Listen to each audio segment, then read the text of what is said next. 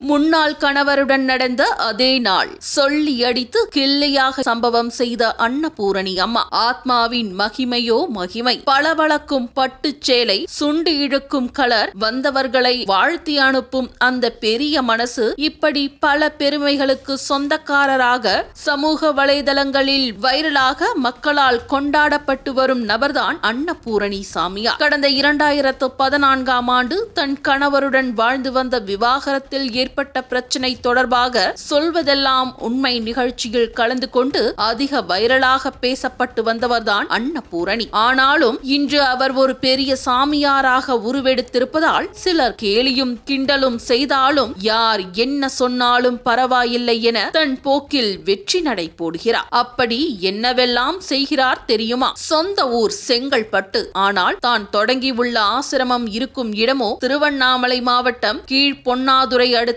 ராஜதோப்பு. ராஜதோப்பில் ராஜாங்கமாக உருவெடுத்துள்ள அன்னபூரணி அம்மாவை கண்டாலே கையெடுத்து கும்பிடுவதும், மாலை அணிவித்து கற்பூரம் ஏற்றி வழிபடுவதும், மலர் தூவி மண்டியிட்டு வணங்குவதும் அங்கு வரும் மக்கள் வாடிக்கையாக வைத்திருக்கின்றனர். இப்படியான நிலையில்தான் அதிரடி முடிவெடுத்து சபதத்தை நிறைவேற்றியுள்ளார் அன்னபூரணி அம்மா. ஒரு சாமியாராக தான் இருந்தாலும், ஒரு சக்தி தன்னை இயக்கினாலும், இந்த சமுதாயத்தில் ஒரு பெண்ணாக பயணிப்பது அவ்வளவு ஈஸி கிடையாது. அதனால் எனக்கு வரக்கூடிய இன்னல்களை சமாளிக்கத்தான் வேறு வழி இல்லாததால் தன்னுடைய முன்னாள் கணவர் அரசுவுடன் நடந்த திருமண தேதியான நவம்பர் 28ஆம் தேதியன்றே கணவரான ரோஹித்தை திருமணம் செய்கிறேன் என அன்னபூரணி அம்மா தெரிவித்திருக்கிறாராம். எப்போதும் ஆண்கள் 2வது 3வது திருமணம் செய்து கொண்டால் மிக எளிதாக கடந்து செல்லும் இந்த சமூகம் ஒரு பெண் சாமியார் 3வது திருமணம் செய்து கொண்டால் மட்டும்